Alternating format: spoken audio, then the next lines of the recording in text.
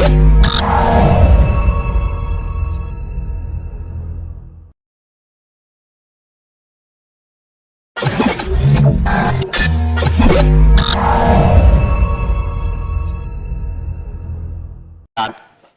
revenue so assessed and collected was not paid into the Petroleum Holding Fund, correct?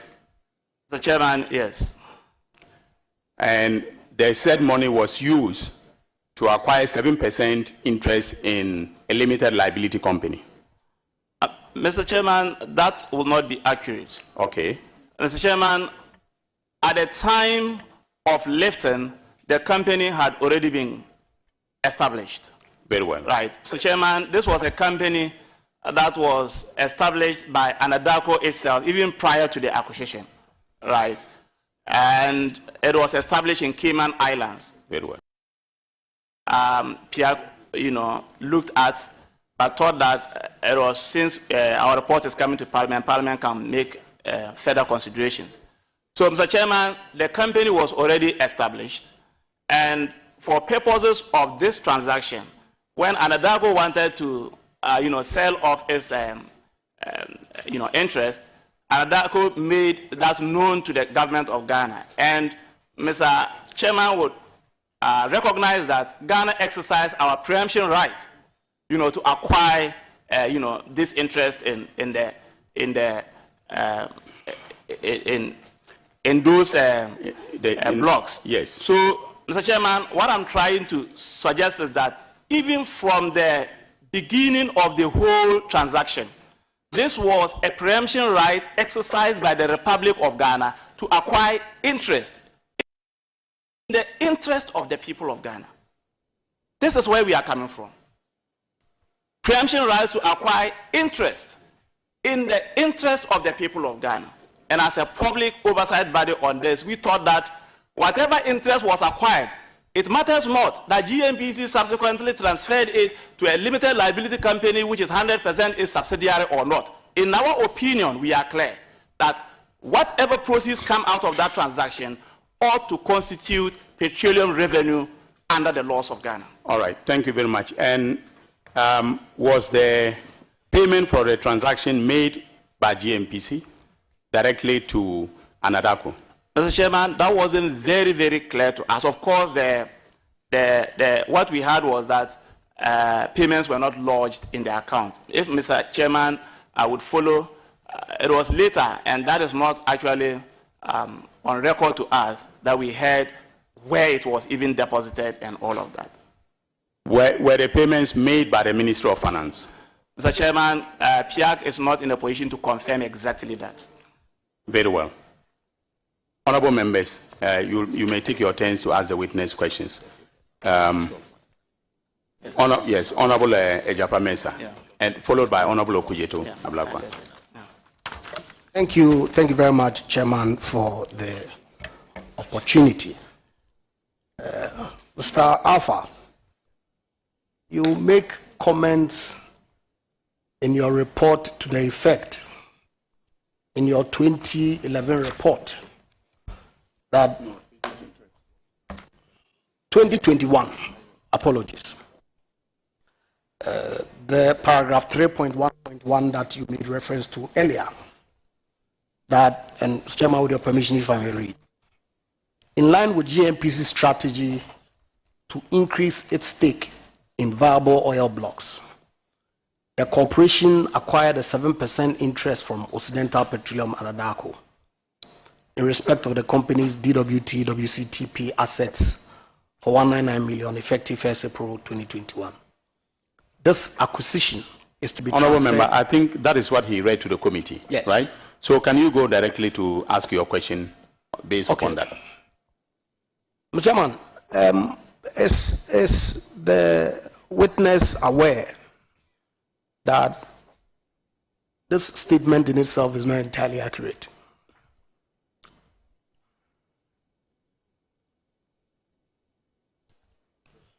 It will be unfair. It will be unfair to the witness. Let me. Yes.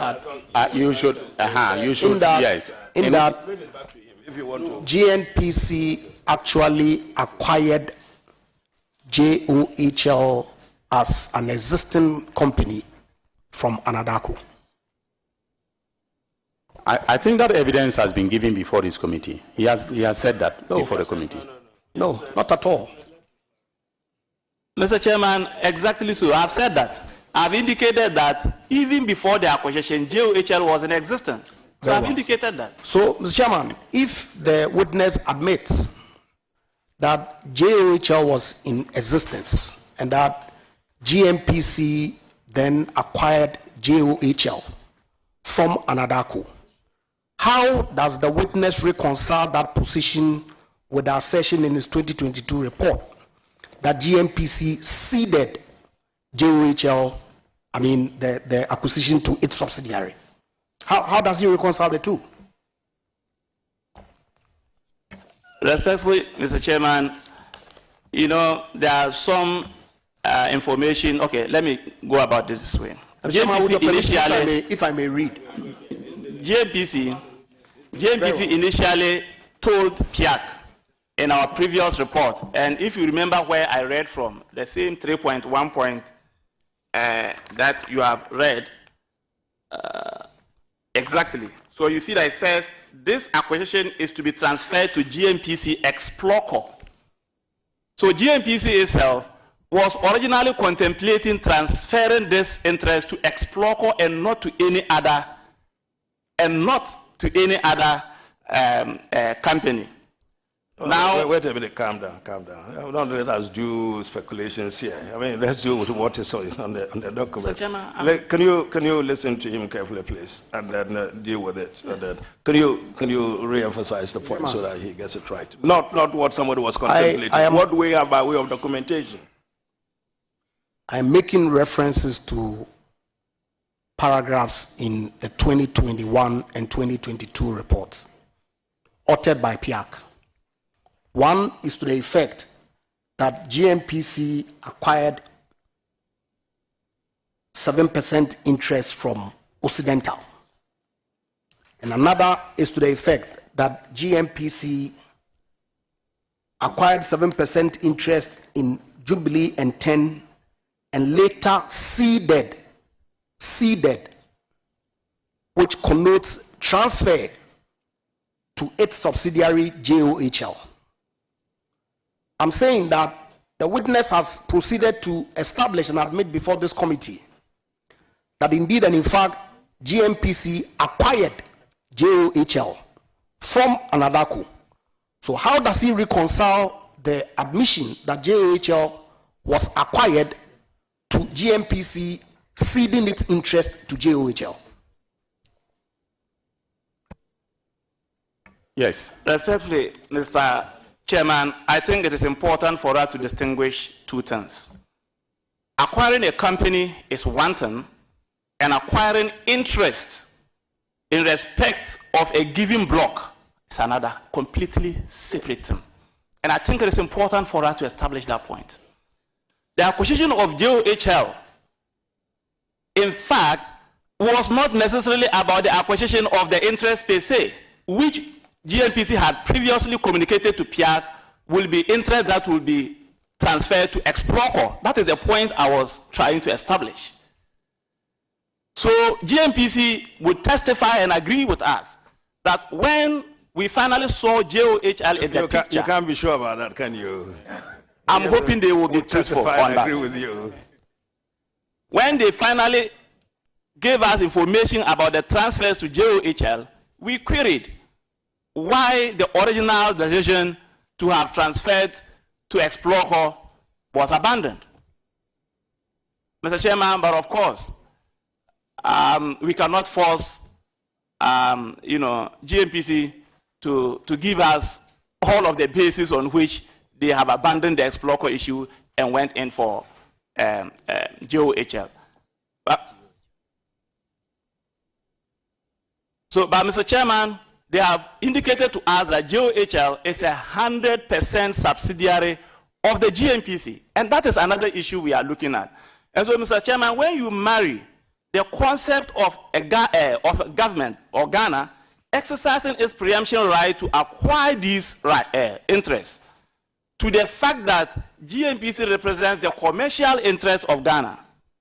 Mr. Chairman, immediately, in our opinion as a committee, we were convinced that unless there is another way of trying to siphon revenues from the government, there was no reason why any other company... That unfortunately connotes criminality. Mr. Chairman, that was I said unless. Well, it is not to say we can do better than that. Can we rephrase? Can we rephrase? Mr. Chairman. Mr. Chairman. Alpha, you are a witness of fact. I know you are also a legal practitioner because you are my former student. Please leave your legal opinions aside and testify to the factual matters, the factual findings made by PIAC. Okay, that would be very helpful to the committee.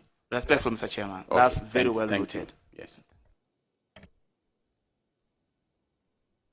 What PIAC's consideration was that it would appear that if those monies did not come into the PHF, the state would be denied of legitimate revenues from petroleum. The difficulty with that answer is what I was struggling with you about. You remember, I was talking to you about companies and companies. Anyway, he hasn't finished. Let him continue. Yes?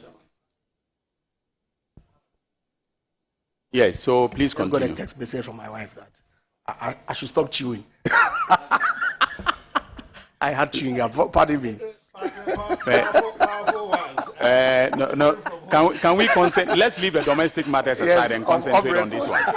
So, yes. Advice, just launch you. The cameras are watching you. So. Thank you.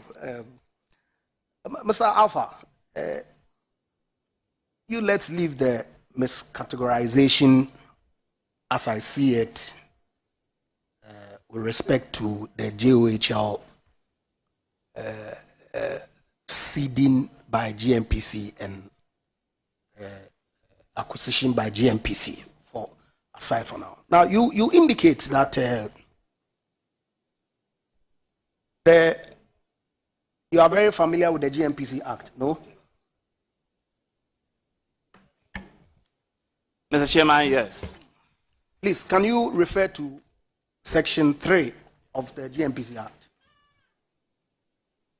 And for purpose of the committee, if you may read 3A. Mr. Chairman, respectfully, I would use the opportunity to request for a copy of it. You don't have a copy? Okay, let me assist you. Mr. Chairman, with your permission. The corporation shall, for the attainment of its objects under Section 2, exercise the following powers. For purpose of this conversation, I will just refer to A. With the approval of the minister, form subsidiary and affiliate companies, branches or agencies in or outside the Republic to carry out activities which the corporation is authorized to undertake. I want to find out from the witness if he is familiar with this provision, and if indeed he is this inconsistent with GNPC's acquisition of JOHL outside the jurisdiction?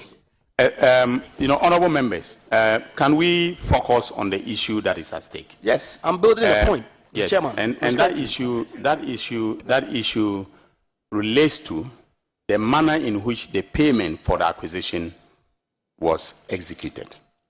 It is not about the corporate powers of GNPC, whether or not it has power to incorporate, subsidiaries, whether inside the Republic or outside the Republic. It is the manner in which the payment for the acquisition was, executed. And I think, from my reading of the PIAC reports, their position is that the payment was in violation of statute. Can we concentrate on that? Well, I'm afraid, Mr. Chairman, we cannot, because that is the point that I was trying to raise with him, see if we can make sense of. I stopped short of developing further because I knew my other colleagues might be having a go at it. That's the point he's making. This whole issue has come about because there's some misunderstanding about the role of GNPC and how the monies could be put into certain accounts. That's the point that he is developing. So if we come to understand that by law, GMPC could do what they did, then it may be unfair to allege that he nearly slipped by saying that they were siphoning or whatever. By the process that he's discussing, which is the GMPC law, PNDC law 64, the specific provisions, bear with us, the specific provision discussing, would come to a conclusion, if we take it to its logical conclusion, that GMPC actually, I think, had both the constitutional and statutory right to do what has been for some of us, our understanding is misconceived as having put into an account into which they were not supposed to do. That, I think, is what my colleague is trying to arrive at. Thank you very much, Chairman. You couldn't have said it any better. Carry on. Thank you very much. So, Mr. Alpha, having regard to the provisions that I just read to you, would you agree with me that GMPC did not err in law in acquiring JOHL as incorporated at the time of acquisition? Well, you are asking the opinion, so he's not allowed to give opinion evidence? Yeah. So, okay, so please go ahead. Please go ahead. Respectfully. At last meeting, there were a lot of opinions that were allowed by the chair. And I'm surprised that now you are saying that we don't have to allow opinions. For him to do it, so don't worry. Go on. Respectfully, Mr. Chairman, it is precisely the reason why we try to distinguish between acquisition of a corporate entity distinguished from acquisition of interest, in a particular block. Mr. Alpha, is it not the fact that JOHL, at the time that GMPC acquired it from Adhoc, was the owner of these interests in these two blocks? Is it not factual? Respectfully, Mr. Chairman, that is factual, and that is where we have even a problem as a committee. And we raised it in our report, Mr. Chairman. But it's important. Let's hear the problem. The way he made reference to that in the report, I would love to see that. Sure, but let's hear the problem. You had a problem. We need to know the nature. Mr. Chairman,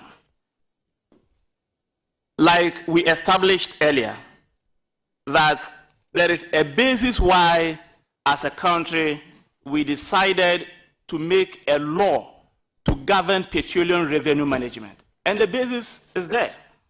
When you go back and you look back at how we manage our mineral resources. No, Mr. Chairman, I'm establishing a basis why we took a decision. No, you have all the time to talk. Yeah. Listen, when the question is put, we want a concentration on it. He asked you a straight question that Adhoc owed that particular entity. Owned the particular entity, belonged to them. And so at the time of the acquisition, it was theirs. You said yes. And then you then added at the tail end that, but you have a problem with that. I thought you had a problem with Adhoc owing what is the problem? No.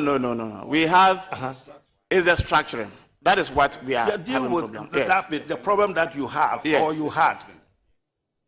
Yes, the problem we had as a committee was with the entire transaction, exclusive of the fact that the JOHL was already owned by Adhoc. Mr. Chairman, I think we should look at it this way. Until the acquisition. So explain the problem you had with it, and then we can move on. Yes. We can make progress. So, Mr. Chairman, if you look at before the acquisition, the equity structure did not really include JOHL before the acquisition. We have the documents from GMPC, if I can refer. The equity structure, ownership structure, did not include JOHL. It was after the acquisition that that issue of JOHL. So now your problem is, why did Adhoc create the JHOL? You said it didn't include it from the very beginning. No. Belatedly, it came to be included. Is that it? That's why I wanted an opportunity to explain so we can piece together why. So, Mr. Chairman, we started developing our argument from the basis that the decision in the first place to acquire is based on the preemption rights that we exercise as a nation. And Mr. Chairman, we are building a point that as a public interest committee, we are interested in how the rights we acquire by virtue of exercising these preemption rights are paid for and how it benefits the people of the Republic of Ghana. Mr. Chairman, that is precisely why we as a committee have been created. So, Mr. Chairman, we started asking questions. Questions, we even queried GNPC how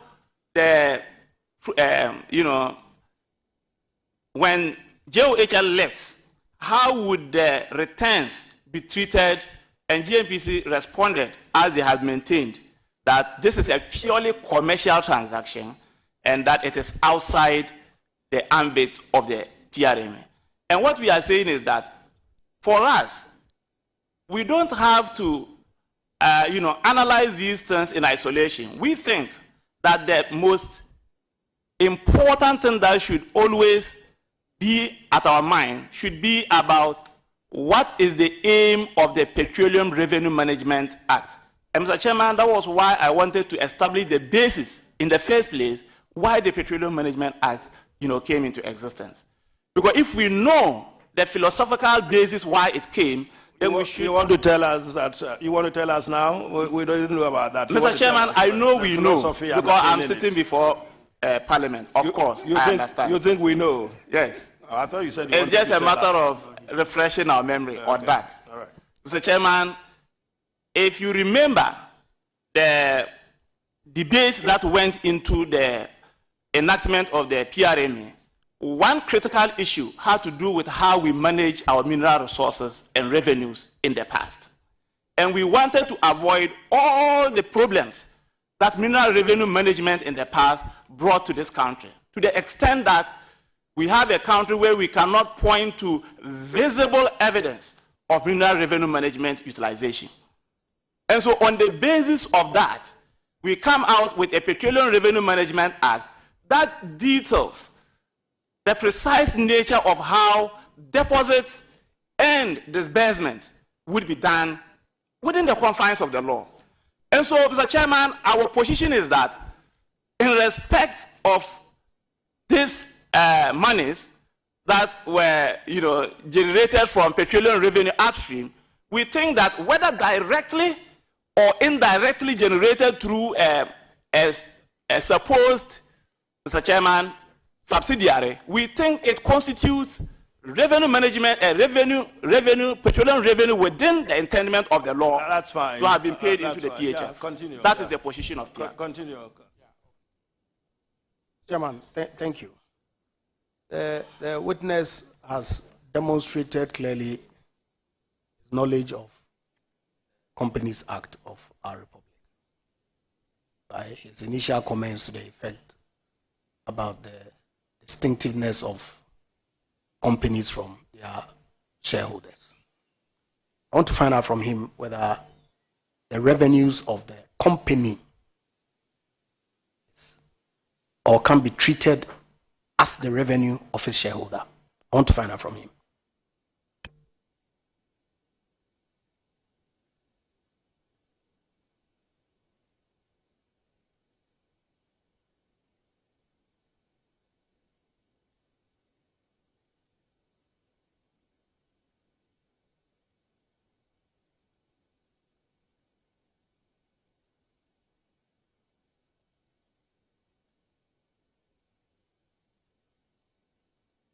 Mr. Chairman, it is the understanding of PIAC that revenues from IOCs or private companies are not revenues that go into the petroleum holding fund. It is the statutory revenues that we are talking about that should go into the petroleum holding fund. The revenue of a limited liability company by reason of the fact that its shareholder is GNPC as a statutory revenue? Mr. Chairman, our understanding is that once GNPC acquired JOHL, the interest held by JOHL, as a subsidiary of GNPC, in our opinion, should form part of the overall interest of the GNPC. Mr. Co-Chairman, see, that's the difficulty I have. You answer the questions and then we seem to be going back. It's a little difficult for us to comprehend. I think, one second, no, just a minute. You see okay, all right. See, I don't think it is entirely your understanding of it, whatever. I think your understanding as posited in the law that we are dealing with. So try as much as possible to operate within the confines of the law. Your opinions, we all have our opinions. Mr. Chairman, exactly so. And our understanding is that we may have varying interpretations. You may have an interpretation to the law. And so your interpretation of this is that even though it is a paid company, yes, its finances should be what? Considered? No, that's not my position. That's not our position. With all due respect to my co-chair and the members of the committee, I think that the questioning of the witness is going beyond the remit of what is contained in the PIAC report.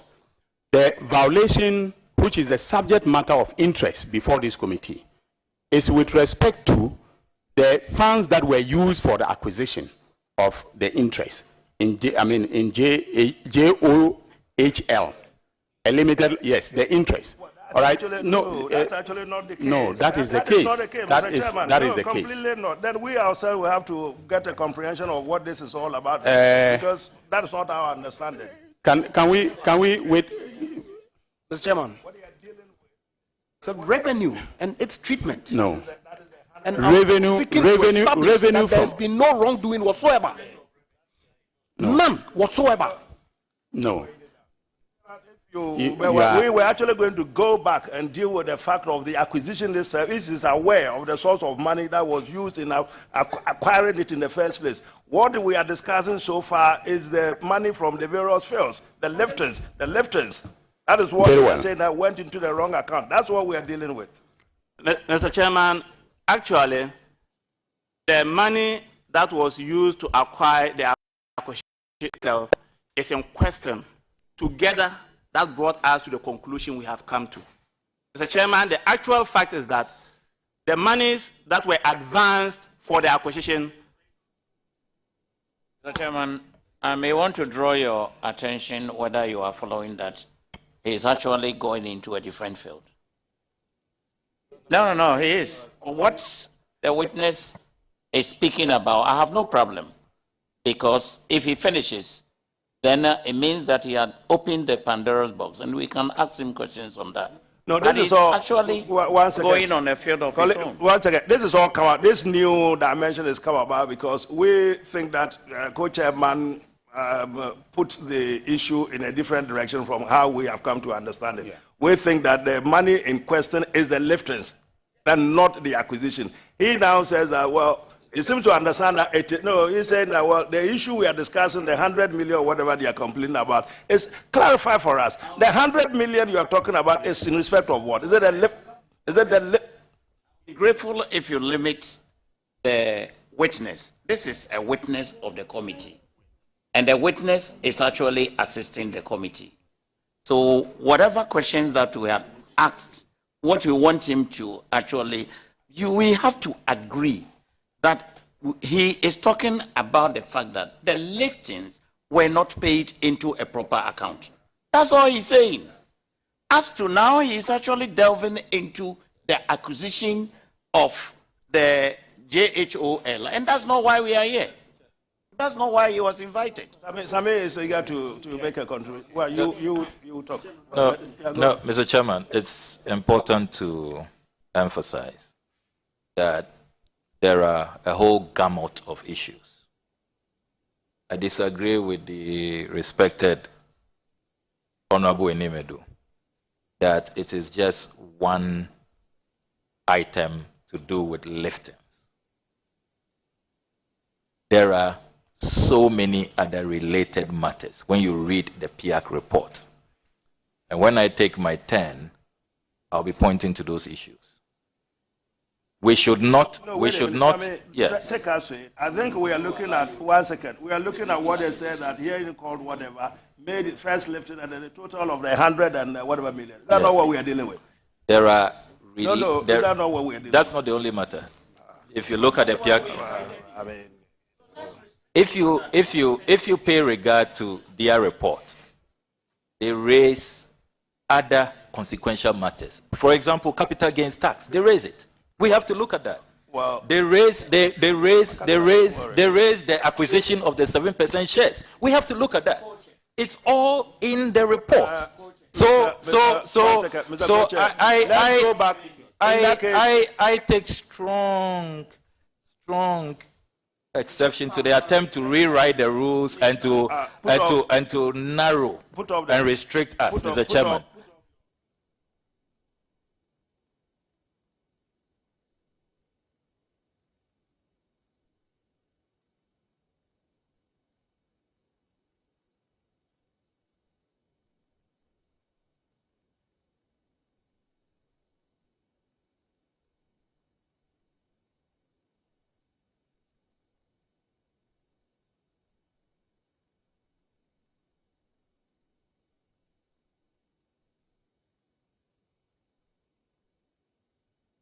Chairman,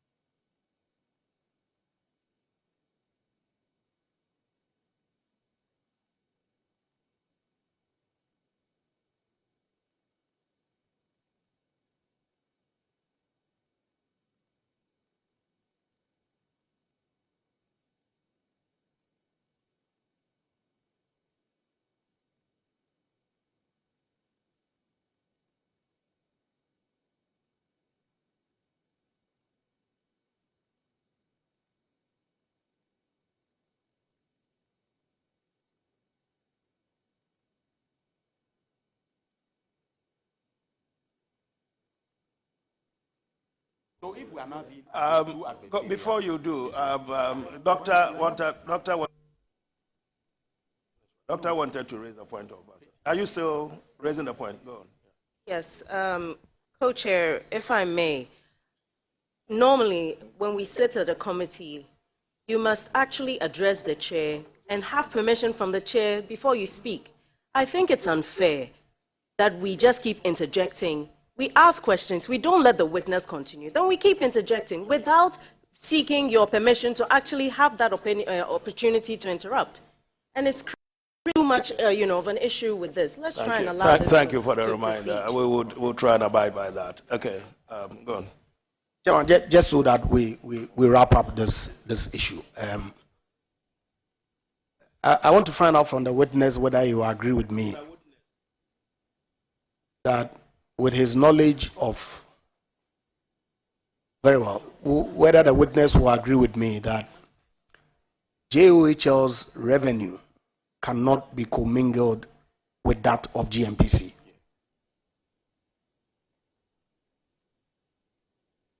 Respectfully, Mr. Chair, in the strictest consideration, yes. Very well. And that it is that as shareholder of GMPC, when it receives from JOHL, that would amount to an indirect revenue that then goes into the petroleum holding funds. Mr. Chairman,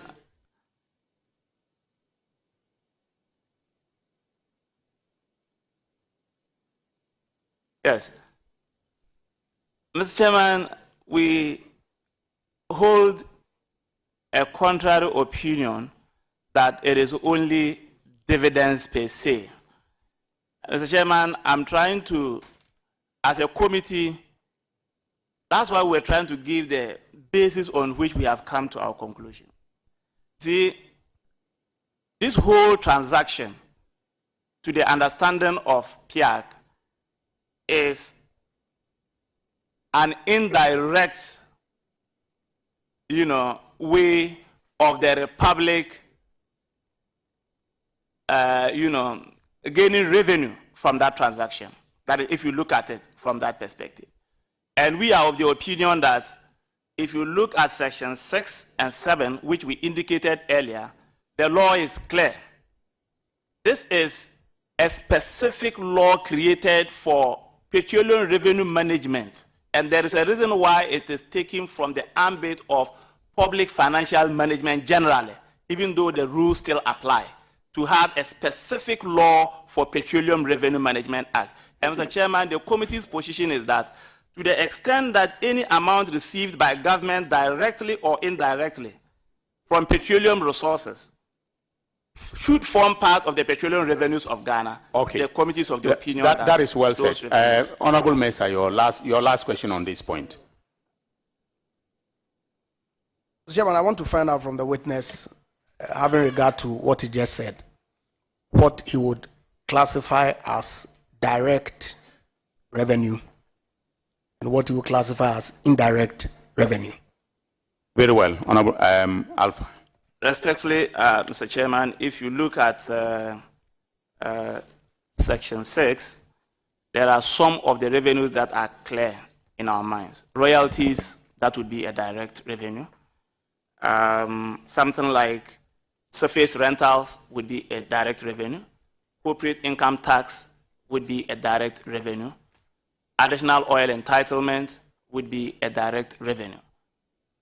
Mr. Chairman, when you look at, and even bonuses, if you have to consider the Petroleum Exploration and Production Act, would have to be considered as direct revenue. But, Mr. Chairman, when you look at the structure of this transaction, for me, I'm clear in my mind that I would even have suggested direct, but I'm clear in my mind it's an indirect. Wait a minute. Yes. You say you don't know what is on our minds. You don't know what we ourselves think about this structure you are talking about. We're dealing with specific questions. You take us back. You take us back. I'm struggling. I'm struggling. Mr. Chairman, the transaction, the nature we have now, would be one of those transactions PIAC could consider as an indirect. Very well. Yes, that's okay. Now, Honorable Sami Ablakwa, your side has taken, so let's go to. Well, thank you very much, Mr. Chairman. Mr. Chairman, I will first like to place on record that those of us in Parliament who follow your reports keenly are impressed with the thoroughness of your work, and I want to commend all of you at PIAC for the work you do. You are working in the national interest and also for God and country. And I would like to also remind all of us that you are here as expert witnesses to assist the committee. And so we are only interested in facts. We want to unravel the truth. So you are not here as, if you like, an accused, for want of a better word. So I will adopt a different posture, more, and we can get to the bottom of the fact. I will adopt a more forward-looking posture, if you like. As opposed to which one? You say you don't like friendlier, and I just wanted to state. No, as opposed to which one? You would adopt more friendlier. You say you don't like friendlier. No. As opposed to what, the hostile, whatever. Yes. Friendlier. So you don't like the word. Who is adopted the hostile? I'm just making a general statement, just to establish a ground rules in case those following proceedings are probably getting confused. Yeah. So, Chair, can I proceed? All right. So, Mr. Alpha. Yes. Section 7 of Act 815, as amended, provides that revenue due from the direct or indirect participation of the Republic in petroleum operations, including the carried and participating interest, shall be paid into the Petroleum Holding Fund. You have stated very clearly, emphatically, in your 2021 report and the 2022 media report, you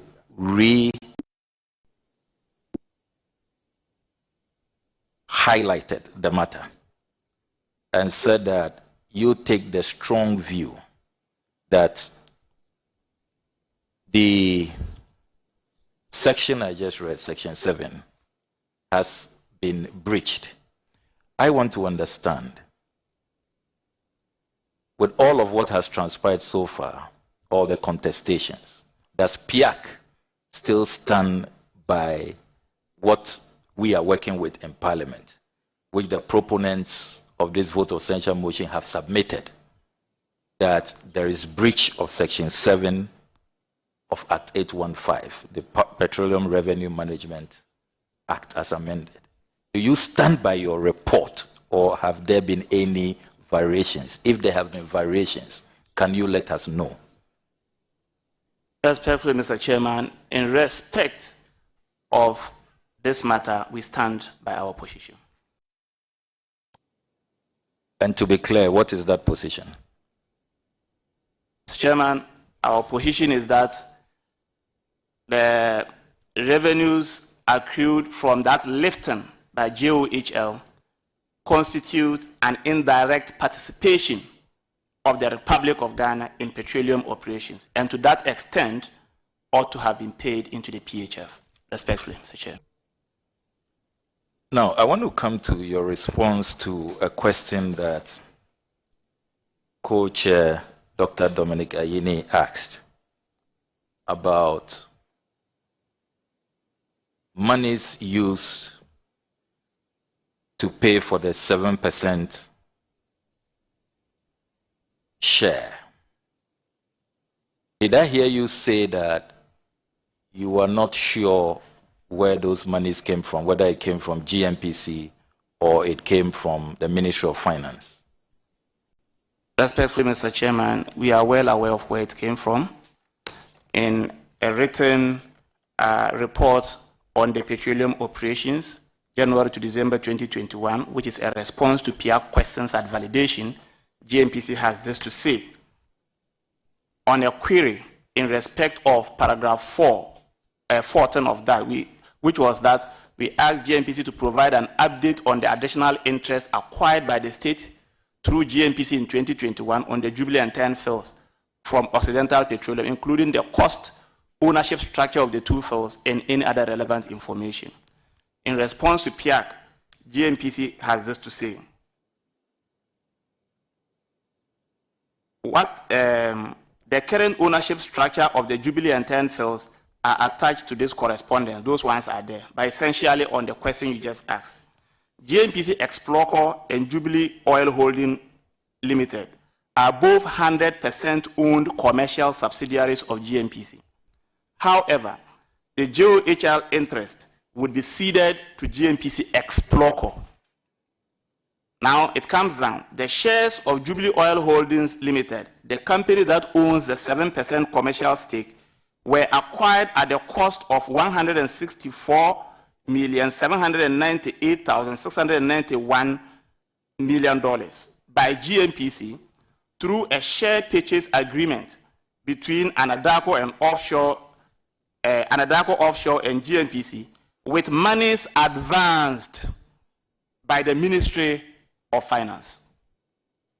GNPC is required to repay the amount advanced of 100 is, I mean, the amount I have just realized. Yes, so the monies were advanced by the Ministry of Finance.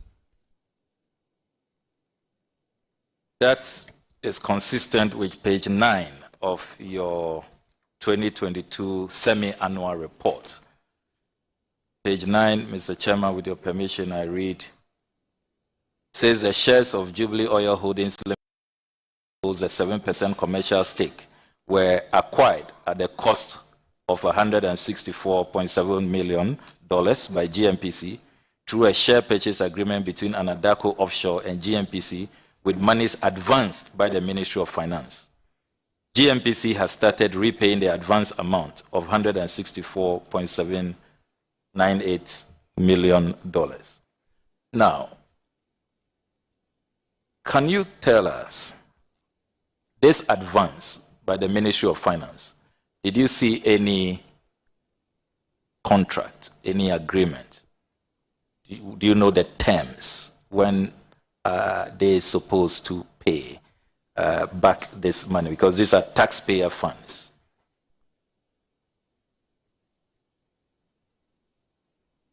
Actually, Mr. Chairman, we do not know. But when we requested for information, it wasn't part of the information that was furnished to us. Sabi, let us also understand.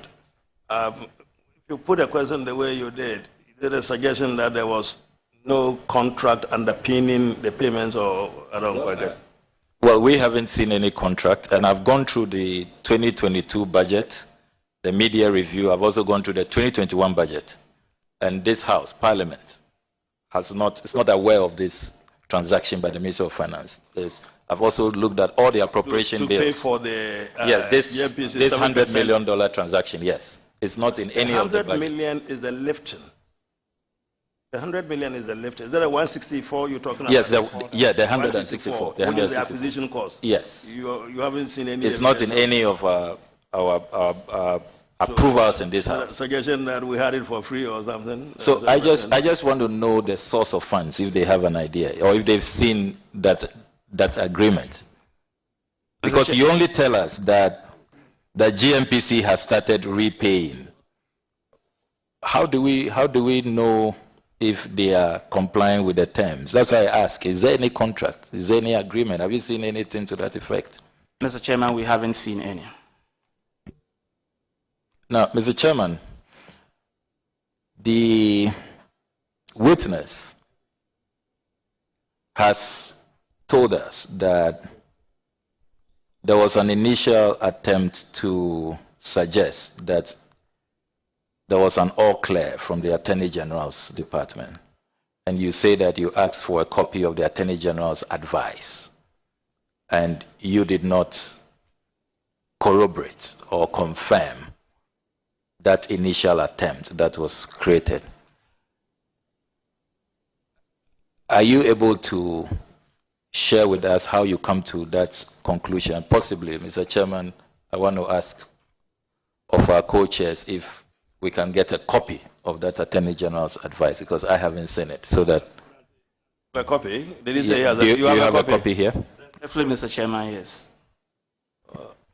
I haven't got a difficulty. I don't know whether... So can it be tendered if you don't mind, Mr. Chairman?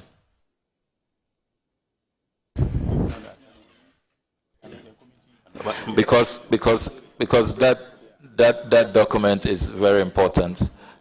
They say that the Attorney General is not aligned with with what GMPC and the Ministry of Finance, they appear to disagree. Is that what he's saying? He hasn't said yes, that. He said that earlier. Mr. What is his name? He said that PIAC, they were told that they acted based on Attorney General's advice. That's but when they requested the advice, when PIAC requested that advice, they didn't see that advice. They didn't have that understanding from the Attorney General's advice. So I think that is a material fact we need to establish. Let's hear you on this point. Yeah. Let's hear you again. Sorry, you heard our colleague what he suggested. Is that what you said? Let's get it again. Mr. Chairman, you have the Attorney General's opinion. Yes. You said you read it, and then you said your response is. Let's hear you again. That. Our response was that we did not, first of all, we disagree if the import of the Attorney General's opinion was to suggest that GMPC could go the way they went, then we disagree. And no. You read the Attorney General's report. Attorney General's opinion. You understand perfectly what the Attorney General is saying. So don't say that if the import is that. You understand of it, and then you say that your conclusion on it is Mr. Chairman, our understanding was that the Attorney General did not okay what they have done. That's your view. Yes, that is our view. However, even if he did, we disagree. That's our view. If the Attorney General said, corroborated what they were doing, you disagree. Of course, Mr. Chairman, we are entitled to that. I can't withhold your feelings, how you feel about it. But at least we know what the Attorney General said, and the import of it, that's the important thing. The import of what the Attorney General said is whether to agree with what they did or not to agree with it. And that, I think you should go on record again. You are saying emphatically that what the Attorney General said is in sync with what they did or not.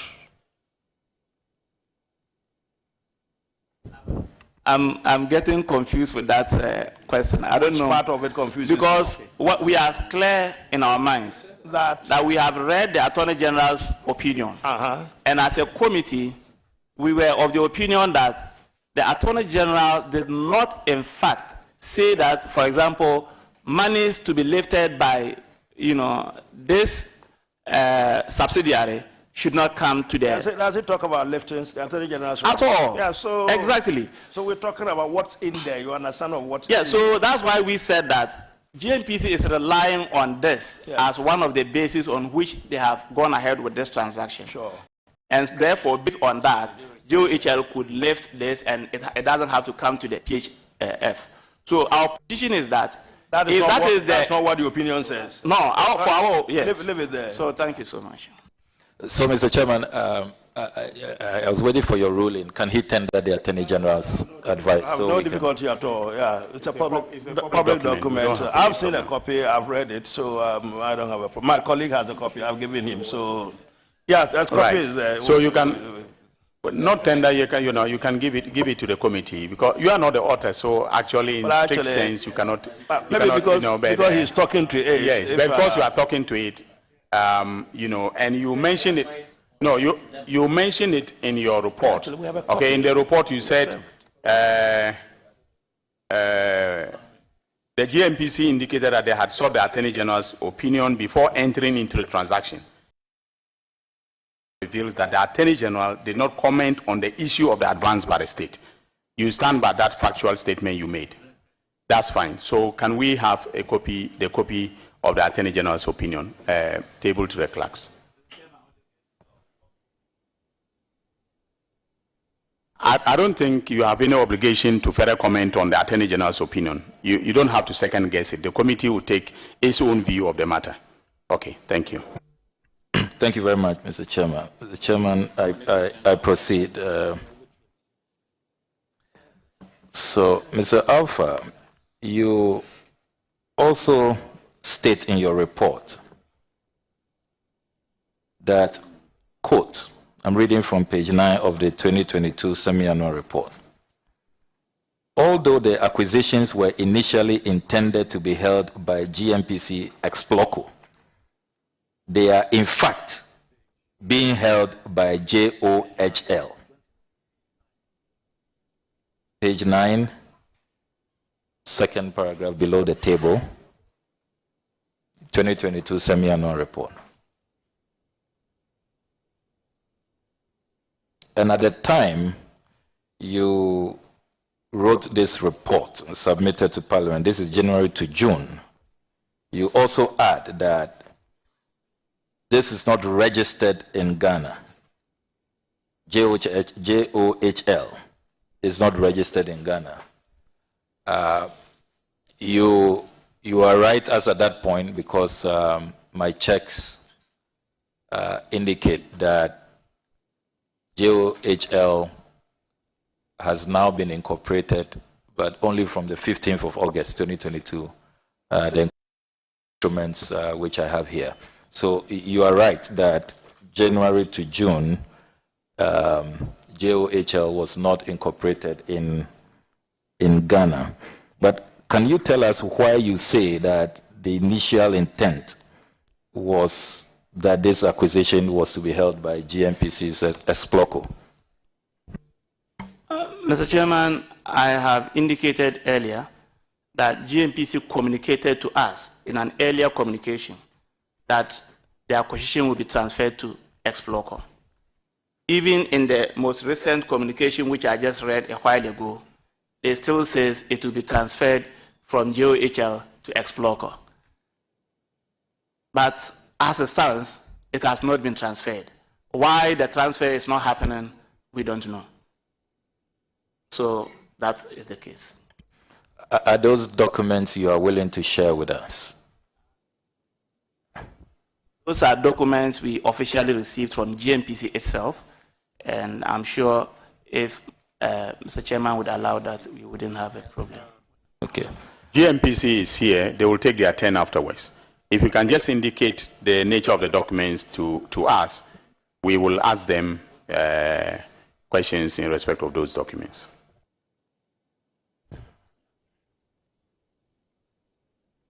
Mr. Chairman, this, for example, is report on petroleum operations from January to December 2021, response to PR questions at validation presented to Public Interest and Accountability Committee on April 2, 2022. That was the date they presented this to us. And Mr. Chairman, at paragraph 4, that's where these queries, our queries on this matter came up when we asked them to provide an update on this additional interest acquired by the state through GNPC. And so they gave us responses to our queries. So paragraph 14 of that document is where you will find this information, Mr. Chairman. Yeah, Mr. Chairman, at the heart of all of this and why PIAC was established and why we spent so much money to enact the PRMA is so we will learn lessons from how other resources, mineral resources, have not been very much managed to the expectation of the Ghanaian people. And also at the heart of this is how we can ensure that we maximize returns and the Ghanaian people are served properly by the decisions that we make. Now, I see that at page 10 of your 2022 semi-annual report, you indicate that this whole arrangement has led to a situation where Ghana has been shortchanged in terms of capital gains tax. And if I can read from paragraph 3 at page 10. Contrary to Section 6E of the Petroleum Revenue Management Act 2011, Act 815, capital gains tax was not assessed and collected by the Ghana Revenue Authority in the sale of the 7% interest by Adhoc in the Jubilee and 10 fields in 2021. In its written response to PIAC on the matter, the Ministry of Finance referred the committee to the Ghana Revenue Authority for answers. The Ghana Revenue Authority in turn referred the committee to the Ministry of Finance, indicating that the ministry was exclusively in charge of the transaction. In all of this, the Ghanaian people have not received their taxes. Where are we on this matter? Who is really responsible?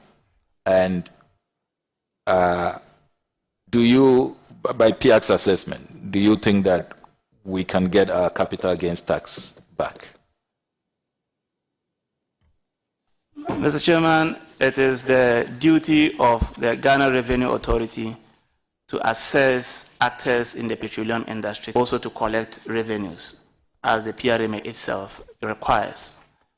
Mr. Chairman, however, when it comes to dealings with the, in respect of acquiring interest and all of that, it is essentially a policy decision by government. And so that will be handled at the ministerial level or the ministry's level. Mr. Chairman, that was the reason why we wrote to both the ministry and then to GRA, asking that in all the data that we have received, we have not seen evidence of assessment of that transaction to capital gains and all of that. And that was when we received those two responses from both the ministry and then the GRA. The ministry, GRA, saying that the whole transaction was exclusively in the hands of the ministry and that they were not called in to aid in any way. And the ministry says, since GRA is responsible for assessing entities to taxation, we should go to GRA for answers. Mr. Chairman, we're left. Bear with me. When was the last time you checked on this matter? On the Mr. Chairman, this is the report, the subject matter of this discussion is from January to June. So, Mr. Chairman, as at 30th of June, this is the position. You had checked.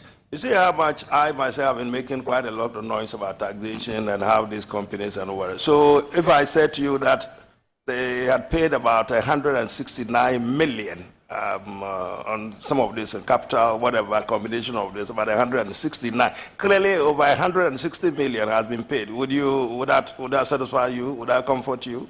Mr. Chairman, that would not comfort me because I have a statutory duty to have been informed of that. No. I'm saying that. I think the worry is that that's what the point Sami was making. Ghana seems to have been robbed of so much money. But I'm telling you that, considering the fact that I have made more noise than you have made on this taxation thing, if I said to you that at least about 160 million may have been paid, would you be comfortable? That it may be belated. You may not have been informed, but thank God, so much has been paid. As a respectful lawmaker, I can take consolation in that with the hope that that reflection will come to my notice as a member of PIAC when they finally submit data. I understand that, for the you will be notified. You are notified, you'll be happy about that. Thank you. Well, no, Chair, this is not a question but an application to the co-chairs. Yeah.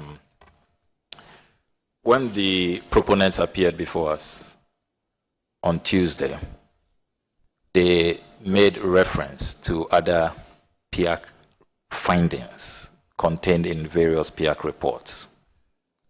I have questions on those matters as well. For example, you recall they said that the finance minister is not complying with the Supreme Court decision in the Kodo case. So, to do with the 5%, Kodo and the Attorney General.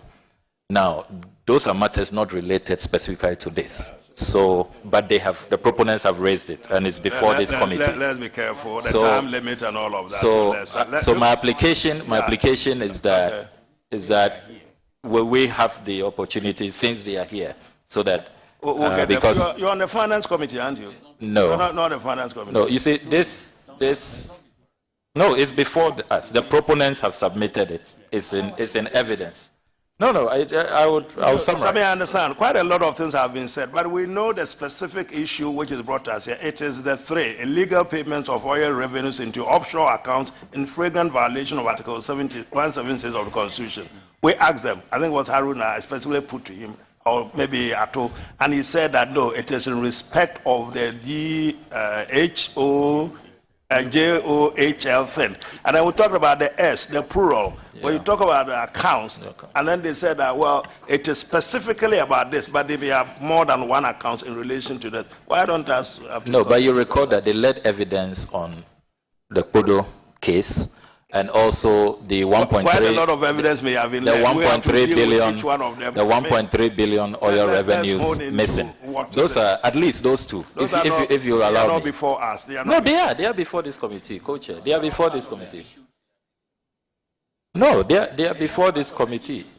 Shall we switch off the things again and then confer? Yeah. No, yes. No, he's made his application. Okay, so honorable members, the application made by the Honorable Samuel Okujeta Blakwa relates to evidence that was led by the proponents of the motion with respect to other findings made by PIAC. And that was very well, no, and I think the application... But he's not making No, but he's not making a ruling. Calm down, honorable member. He's not making a ruling. He's making a comment. Let's listen to you. Honorable comment, you are out of order. If you want to challenge the co-chair, you need to do so by a substantive motion on the floor. Very well. So the point is that evidence was laid on other findings made by PIAC. All right. When that evidence was laid, okay, we did not object. I mean, we did not refuse to admit the evidence. Now, PIAC is here. What the Honorable Samuel Okujeta Blakwa is saying is, can we just ask them to confirm those things for what they are worth? Okay, so honorable members, it is for your consideration. No, PIAC, we have PIAC to come before us any time they want to, or we want them, for them to explain all the gamut of whatever they want to explain. For now, I think we are limited to the scope of what is on this thing, this particular document, and it is what the proponents indicated, that so much money had been paid into some account or accounts. So all the other bits of evidence that they gave are not relevant, not probative of the point that we're dealing with. So that's how I say that. Let's take ourselves to this and then make some progress. Not every single whatever that they refer to. Honorable Patrick Guama. Thank you very much, Chairman. Yes. For the opportunity. Alpha, do you have a copy? Let's finish with my application. Honorable Patrick Guama, I thought you were going to comment on the issue raised by the Honorable Samuel Okujeta Blakwa as to whether or not we as a committee should ask PIAC to confirm the evidence with respect to other violations. Can you that would be totally out of their ambit. Very well, very well. So, Honorable Ahiefo, on that issue specifically. Yes, Honorable Co-Chair, we must look at the PIAC report and see whether PIAC has reported on the issue relating to Benjamin Kodo versus Attorney General, as well as the 5% of the revenue. If PIAC has reported on that, basically, we cannot say once PIAC is here, we should allow them to go so that if you need them on that aspect of their report, we bring them again. However, if the case of Benjamin Kodo is not part of PIAC report, then we cannot be questioning PIAC based on it. But so long as it is part of PIAC report, and we have the opportunity of PIAC sitting before us, nothing precludes a member from asking a question. No, don't ask the member. Don't. Honorable. Yes. Yes. Thank you. Thank you, Mr. Chairman. Honorable Katie. Yes, Honorable Kwame Imedu. Mr. Chairman, Please, I think this committee is here. We have been, the Speaker had referred us to deal with a motion. Very well. Amongst other things, the sponsors of the motion had actually given their reasons in support of the motion. And they have made, permit me to use, allegations. And one of the issues they raised, they bordered on except of PIAC report. So he invited PIAC to actually speak to that portion the sponsors of the motion had referred to. With a greater respect, we are not here to actually scrutinize the reports of PIAC. We are here, we invited this witness to actually solicit from the witness some allegations that have been made in support of the motion. So if we have to say that we are going to consider all the PIAC reports. Which of the years? Are we starting from when the PIAC was formed or what? So I think we would be going too far if we have to.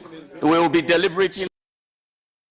Honorable Katie, just a minute. No, this month. Okay, Honorable Mesa, what is your view with respect to the application of the Honorable Okujeta Blakwa? I disagree entirely. My reason is simple. This Parliament of Ghana has a standing committee that has the responsibility of addressing all the issues that have been raised in PIAC reports. The work of this committee is simple, and it is to the point that some illegal payments had been made from liftings by JOHL. So I understood PIAC's presence here to respond specifically to that issue. And so if the suggestion is being put across to the effect that we should open up and interrogate PIAC or seek their views on all matters that are contained in the PIAC report, I think that will be unfair. Indeed, very well. It is the reason, Mr. Chairman, if you permit me. Mr. Chairman, if you permit me. Oh yeah, go on. Indeed, it is the reason why I agreed with the Finance Minister's Council that it was important for some particulars of the allegations that have been leveled against him or the grounds that have been raised to be given to him in writing, just so that we prevent this type of fishing that members of this committee or some members of this committee are seeking. I would respectfully instruct that the reference to fishing be expunged from our records. No one is attempting here to engage in any fishing for evidence. Honorable Senator Rollins, do you have an opinion on this matter? Thank you, Honorable Co-Chair. I believe that there were issues that were raised by the proponents of the motion on Tuesday. They mentioned specific issues, and as part of our job, it's to unearth whatever facts are available to that. Now, given the fact that reference was made to other matters besides the JOHL, this request by Honorable Ablakwa with regards to giving PIAC an opportunity to speak to some of these things also makes reference to their report. So it's not about looking at the entire PIAC report. What it is about is getting some supporting documentation for what the proponents of the motion presented on Tuesday when they came before the committee. Okay. So it appears that the committee would be evenly split on this application that has been made. Besides the two chairmen, it looks like the members are split, down the line. By our practice in Parliament, unfortunately for you, Honorable Okujeta Blakwa, by our practice, once there is a split, the motion, and unfortunately we cannot, accede to the request for your the matter to be considered. Yes. Okay. So now it is the turn of. Are you done? Well, very well, Chairman. Okay. I will respectfully accept your verdict. Very well, Honorable. No, I think yes, you was done. Yeah. Okay, Honorable Patrick Boma. Okay. Yes. Thank you very much, Chair. Yeah. After that, we'll go to Honorable Zenato. Alpha, I believe you were invited here to throw light on a few things with regards to what the proponents of the motion have alluded to, especially paragraph 3. I don't know if you have a copy of the motion. No, Mr. Chairman. But I can read to you. The terms of the motion are as follows. 3, that this House passes a vote of censure on the Minister responsible for Finance, Ken Ofori-Atta, in accordance with Article 82 of the 1992 Constitution on the following grounds. Emphasis on 3. Illegal payment of oil revenues into offshore accounts in flagrant violation of Article 176 of the 1992 Constitution. You've worked at the PIAC Secretariat. You are the coordinator. I'm the vice chairman of Vice chair. Fine. So you are seized with a lot of information. In preparing this half-year report, did you come about or across any illegal payment into any such offshore account from the finance minister? Mr. Chairman, what we found was that monies that we are convinced are legitimate revenues that were meant to be deposited in the Petroleum Holding Fund did not or were not deposited there. But is it the responsibility of the finance minister to make those payments? Mr. Chairman, I doubt PIAC is in the, how do I put it, in a position to categorically say that is the case. Very well. Do you know when the GOHL entity was incorporated and where? Do you have an idea? Chairman, we had a response.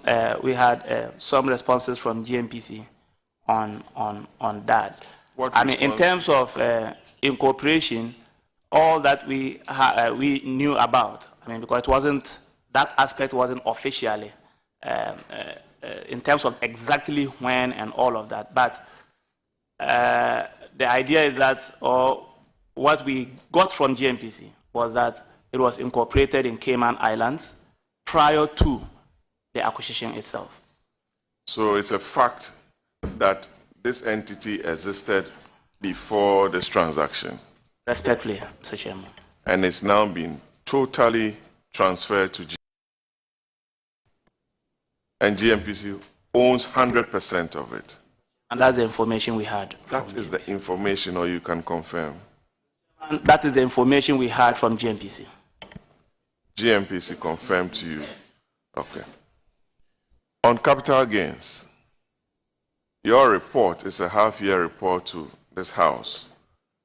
I don't have any confirmation whether the Speaker has even referred it to the Committee on Mines, Finance Committee to look at and to report to the House. So it's not a final report until those committees look at it and present their reports. You agree with me? Mr. Chairman, that is so. Actually, the practice has been for us to come before Parliament in respect of our annual reports, not our semi-annual reports. So this is not your full year report, full year's report. And that will be right. Please. I know what I'm doing. So it is possible that there are inaccuracies in your report. Mr. Chairman, I totally disagree with that. I said it's possible. Chairman, I'm disputing the possibility. I'm saying this because one, you've admitted before us that at the time you were preparing this report, you hadn't gotten confirmation from GRA that capital gains tax has been paid. Chairman, on that, I indicated that we wrote to GRA and GRA responded, saying that they were not even called in to assess in the first place. That was my position, Mr. Chairman. But we've told you, the chairman told you, that that wasn't the accurate position. Mr. Chair, no, that is unfair, because your questions should be based on the report. So at the time of their report, the position was what is reflected in the report. If there are subsequent developments, okay, I don't think that the witness is in a position to answer to those. GMPC will be coming, and if we want, we can call Ghana Revenue Authority to come and confirm those facts. Thank you. Alpha, before you do, actually, I can help you with some information. You asked whether he's aware whether the Speaker has referred the document to. What Speaker is actually referred is the 2021 report, which has been sent to the Finance Committee. We sat on there, and this is the report showing. This is the report which has just been signed by Clerk and the Chairman to the committee. So the current one is not before the. So we want to tell you that. Chair, if I may also add, as a matter of fact, the 2021 full year report, the annual report, also captured this matter. It's there. So I don't think that you, my honourable colleague, respectfully. So no questions should be asked of the witness about reports. subsequent developments. Honourable Patrick Bowman. It's fair, but you refer to the Attorney General's opinion, which is dated the 6th of July 2021. I also have with me the GRA's report on the refinance dated the 30th September 2021. Gentlemen, please, and have your ear. Yes, sir. Financing the cost of acquisition of 7% stake in Deepwater Tunnel and West Cape 3 Points block in the proposed sale of entire issue share capital of an Adhoc company. This was authored by the GRA and signed by Edward Jamra, Head, Domestic Tax Division for the Commissioner General. Please. Yes. Yes, Honourable Ahiafo. Co-Chair, with all due respect, Honourable Patrick Bowman is referring to a document, but that document is not in evidence. Precisely. But I think we can answer our colleague. I think it's in response to what he said that GRA had said something. He has something to rebut it. When he finishes, he'll put it on the table for us, I think. Yes, but the document must be in before you. You don't refer to it and then you throw it on the table. My friend. Chairman, I'm being interjected unnecessarily. Chair, it's important to agree on the ground rules. You remember the tough time I had on the first day, referring to the Special Report Auditor General. You forced me to readmit it or yes, something. So let's agree on the ground rules. Can we? Because I also have tons of documents that are not in evidence that I would like to refer to and ask questions. So let's just agree. I have no difficulty with Honourable Bowman proceeding. I think it helps the committee's work. But let's not create different rules for different committee members. The value of this document members. is where the witnesses specifically made the point that, well, the attorney, the auditor, what's the name?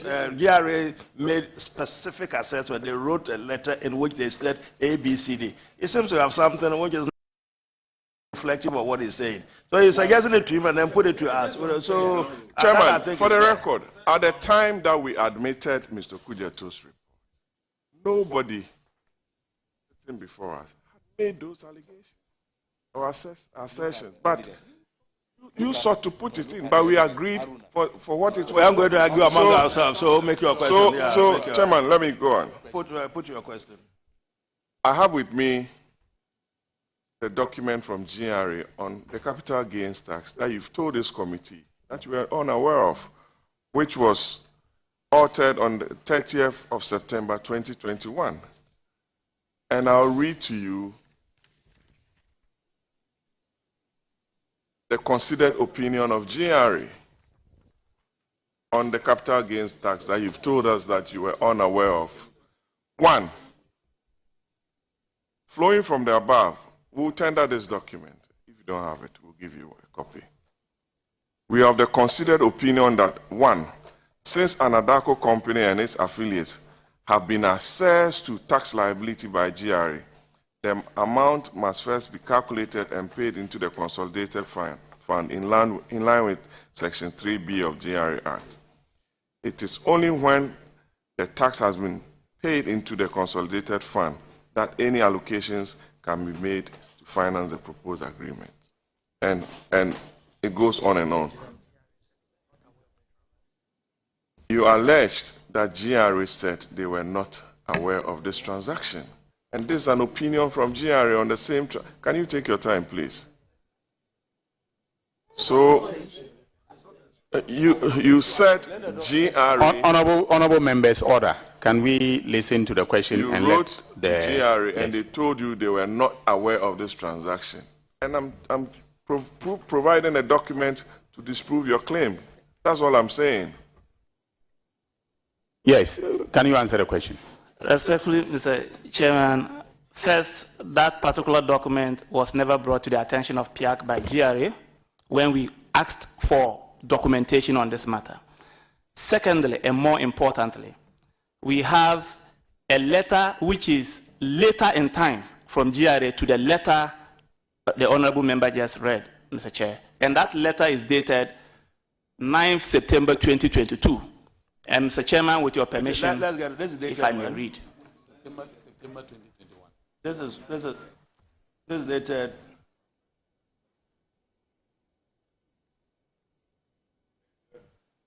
This microphone is on. 30th September 2021. What you have is what? So, Chairman, I have 9th September 2022. 9 September 2022. What, 3 days ago? Yeah. No, not. Allow room for some metaphors and all of that. Yesterday, in terms of what we are talking about, 20 September, whatever, it's yesterday. Yes, go on. What do you have? What does it say? Mr. Chairman, with your permission, it's a very short one. I will just read it. We have validation of draft 2022 PIAC semi-annual report. Reference your letter dated August 29, 2022 on the above subject, requesting for a response on the following. I, clarification whether any capital gains tax was due of the sale of an Adhoc stake in the Jubilee and 10 Fells. I, if yes, how much did it amount to? If yes, was it paid? If no, why not? We wish to inform you that the transaction in which the petroleum rights of an Adhoc in the Jubilee and 10 Fells were transferred was handled by the Ministry of Finance exclusively. I have been directed to inform you that your request should be directed to the Ministry of Finance. Thank you. Signed, Samuel Saki, Assistant Commissioner Petroleum. Respectfully, Mr. Chair. Yeah, thank you very much. Very important. Did you direct your query to the Ministry of Finance? Because GRA is an agency under the Ministry of Finance. GRA is an agency under the Ministry of Finance. Did you direct your queries to the Ministry of Finance? Respectfully, we did, and we have their response as well. Right, yes. Honorable Boama, are you? Okay, fantastic. Very well. This is following the 2022, September 2022. Yes. Huh? Give us. 22, following this letter. No, I know that. So, Minister of Finance responded to this. Should have preempted this earlier. I didn't take it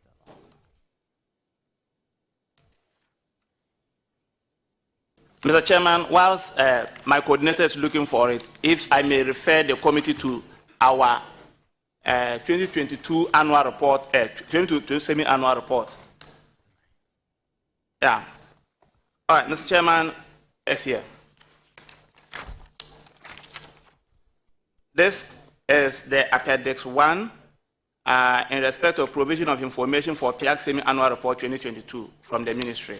My Lord, Mr. Chairman, paragraph 9 of that. We'll be glad if you refer to us as a loss. And that's because the co-chair is actually an associate justice of the High Court. Definitely, Mr. Chair, at paragraph 9 of that response, we have. Can I get an understanding of the caption of the letter and when it was dated, please? It's very important. Mr. Chairman, this letter was dated 9th September 2022. And the caption is Petroleum Revenue Reporting for January to June 2022, and validation of draft 2022 PIAC semi-annual report. Mr. Chairman, this is the content. It's very brief. We refer to Public Interest and Accountability Committee PIAC letter number. They indicated the number. And then there are two of the letters we sent to them, dated 7th July and 29th August 2022, respectively, on the above subject matter. The Ministry of Finance has provided its responses to the issues raised by PIAC in the attached matrix, labeled as Appendix 1. 3, it is the expectation of Ministry of Finance that these responses provided will be reflected in PIAC's 2022 half-year report. 4, we count on your usual cooperation.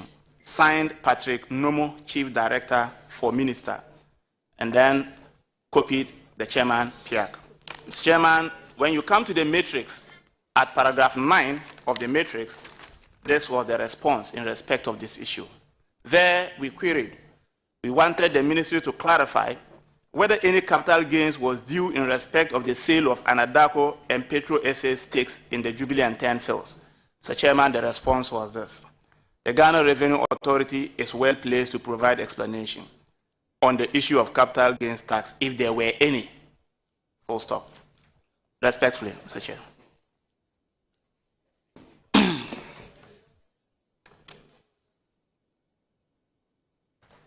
I think we can, put aside this particular matter and then, handle it at appropriate time.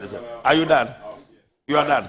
Okay, so I'll just ask a last question on his, understanding of Section 7.2 of Act 815. Section 7.2 of Act 815. Mr. Chairman. Yeah, no, Mr. Chairman. No, wait. He said he was going to ask a question. Have you asked? Okay. What was the question? I think the petroleum management.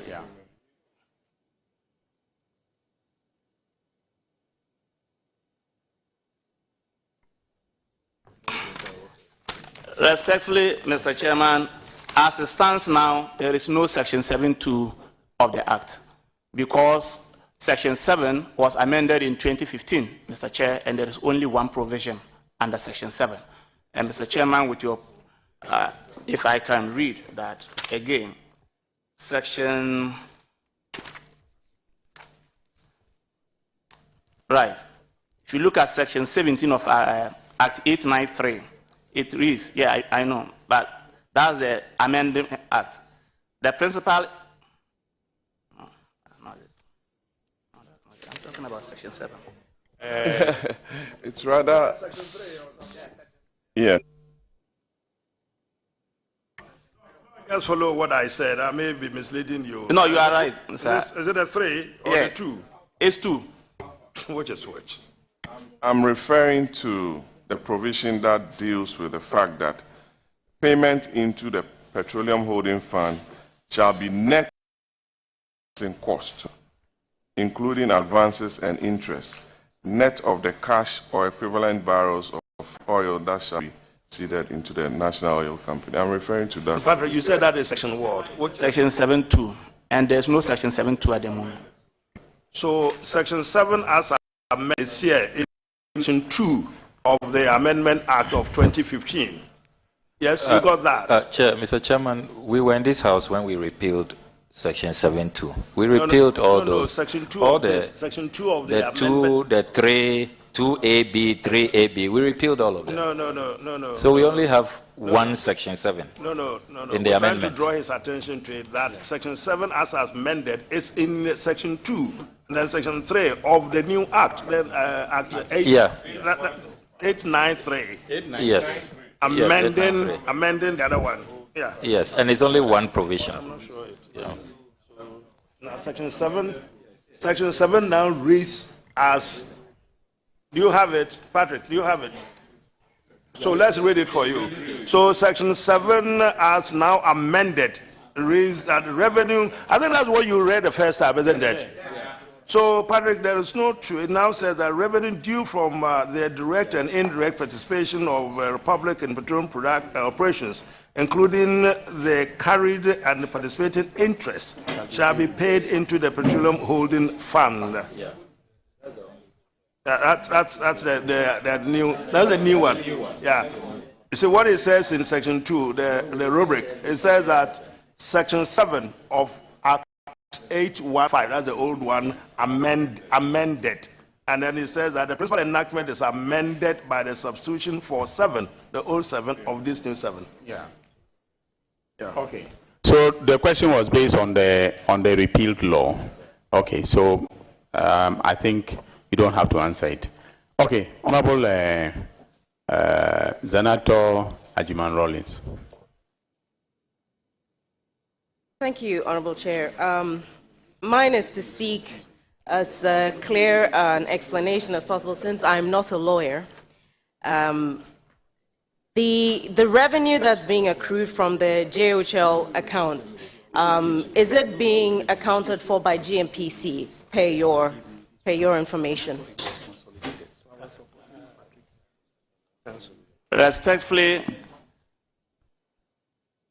not in the way that we expected, because our expectation is for it to be deposited in the DHF.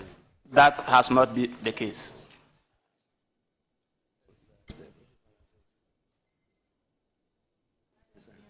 Yes, of course, yeah.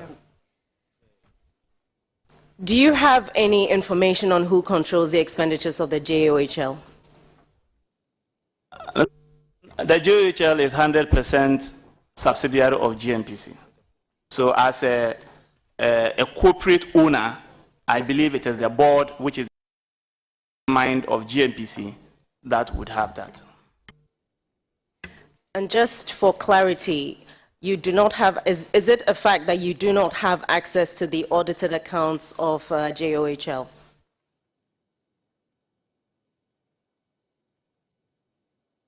Mr. Chairman, at the time we reported, the company was not even incorporated in Ghana, which is itself a requirement of law under Section 70 of the Petroleum Exploration and Production Act, Mr. Chairman, 2019, Act 919.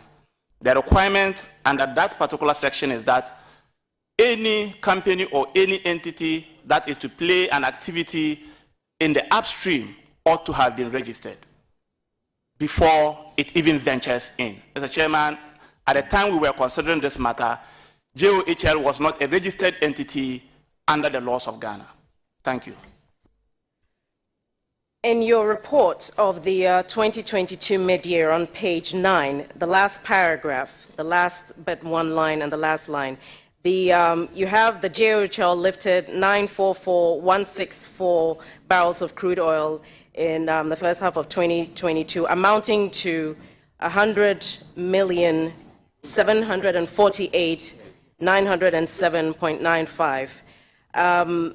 Is that to say that this amount, based on information we've just been given, that the incorporation only happened in August of this year, is that to say that this amount that we're looking at here, the payment of which, this transaction happened at a time when by law this company was not incorporated under the laws of Ghana? Mr. Chairman, that is true. Is there a difference between the JOHL and the Explorco?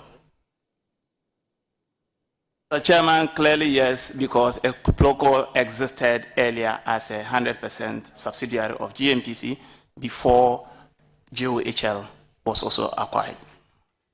Is there a difference in structure, given that both of them are now incorporated?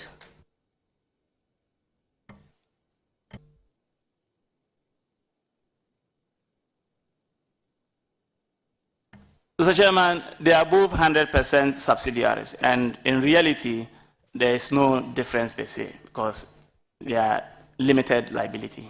Sorry. Do you have any information regarding similar situations with the Explorco with regards to where its funds are deposited? Maybe I should ask a straightforward question. Funds from Explorco, are they put directly into the Petroleum Holding Fund? Mr. Chairman, currently is GNPC that gives Explorco money for the operations. Secondly, Explorco is yet to make any lifting in any block in Ghana, and so that issue has not yet been triggered for, on the side of PIAC. My final question.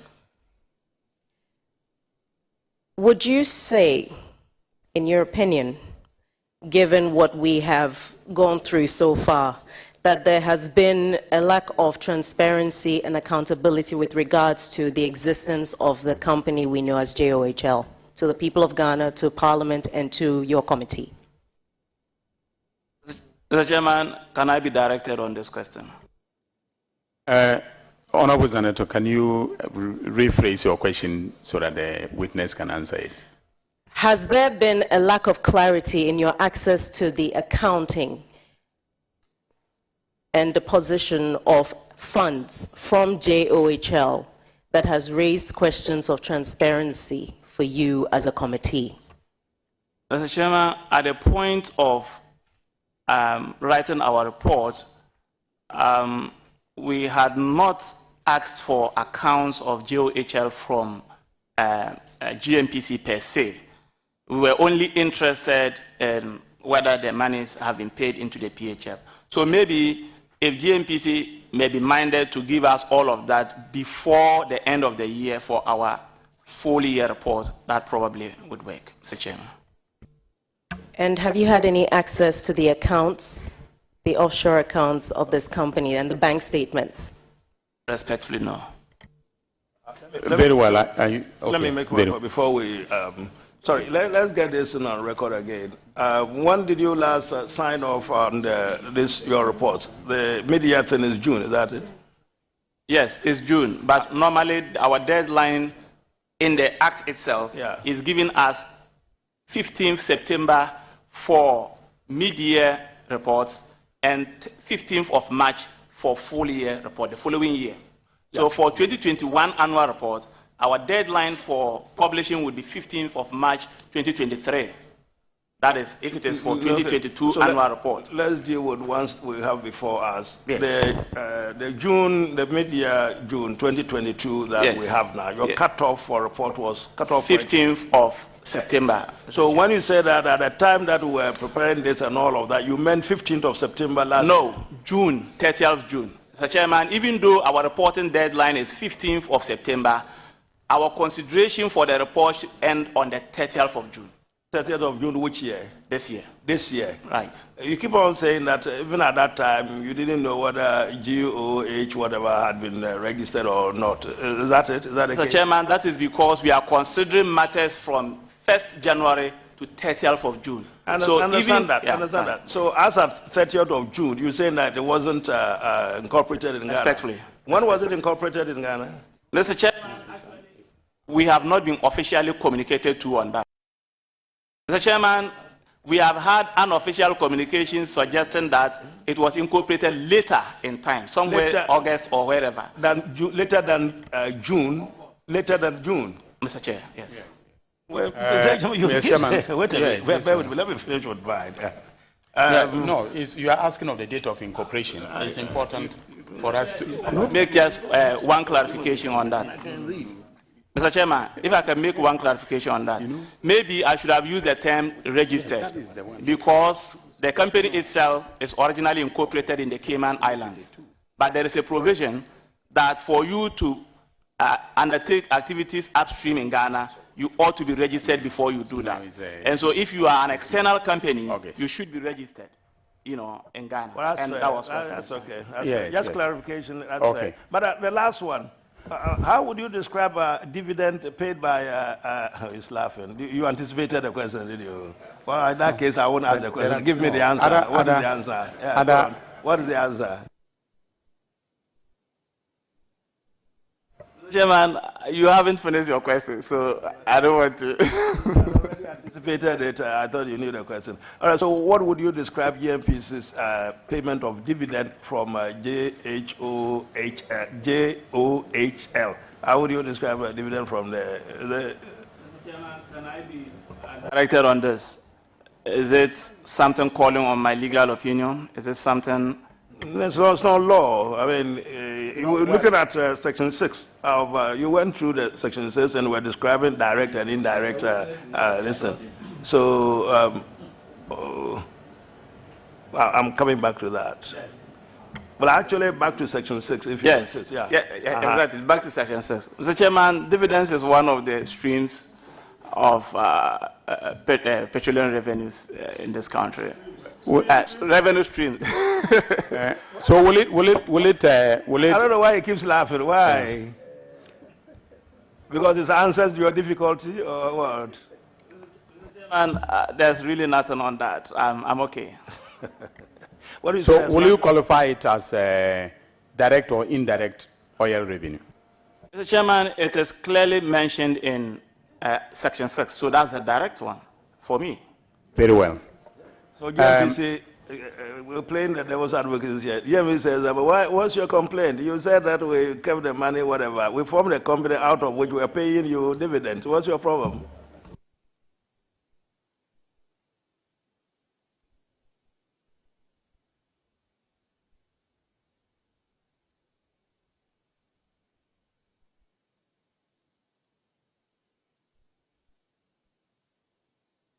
Mr. Chairman, if you remember, I indicated that this whole transaction started from our exercise of Ghana's preemption rights to acquire the interest. So essentially, the information we had from the beginning is that it's the state that is acquiring this. The understanding was that this is a commercial transaction and that it ought not to. Yeah, so Mr. Chairman, ideally, so for a state that is exercising preemption rights to acquire interest. I don't like it when you take me back. That's a straightforward question. What would you say? I have to give interest, background. Came and said, you are worried about all this and I've spent this as well. I've invested it here. I'm giving you back dividend. What would you say? GMBC says, Chairman, that is not enough. Say it again. Mr. Chairman, dividends is not what was originally. It's not enough. Okay. It should have been there. That's some answer. It's taking you 2 hours to give me this answer. Why is that? Very well. Honorable Kwame Imadu. Any questions for the witness? Yes, I have some few.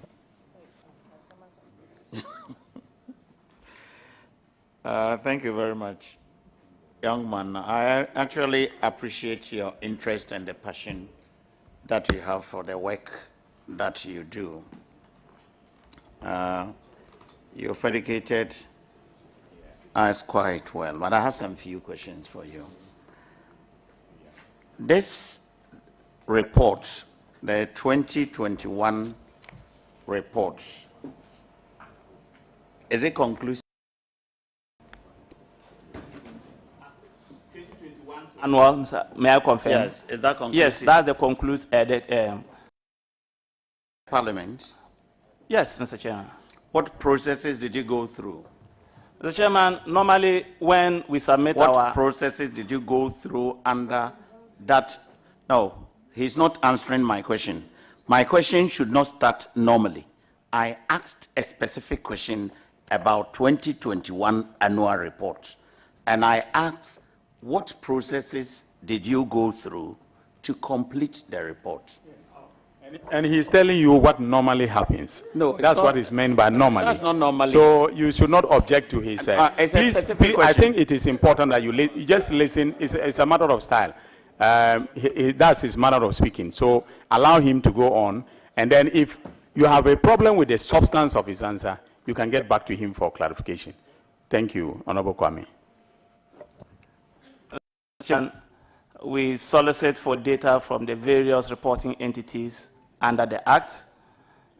Mr. Chairman, we do independent analysis of that data to arrive at our independent judgment on the issues arising.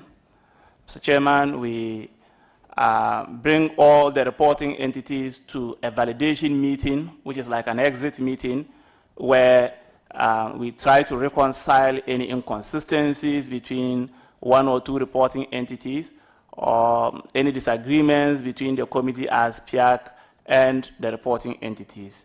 Mr. Chairman, we do all this in the spirit of transparency to ensure that our report stands the test of time. Respectfully, Mr. Chairman.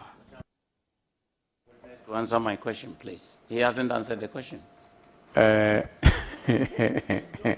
In what material particular? In what material particular? Mr. Chairman, I have a specific question about the 2021 annual report. Very well. What processes did the report go through? Yes. Because I am asking this to find out whether the report is conclusive or not. Yes. So if you could actually take me through the processes. Well, that's their final report. No, he said normally we do this, we do this. That's not an answer to my question. It is. I do not. If you took out that normally, would that help? If he had taken away that, he would actually say that I have done A, B. No, not look. Let's be careful here. This is not the witnesses' report.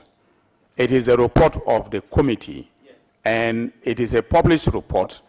In fact, I believe what the 2021 one has. Mr. Clark, can you confirm if it has been laid in Parliament? Yes.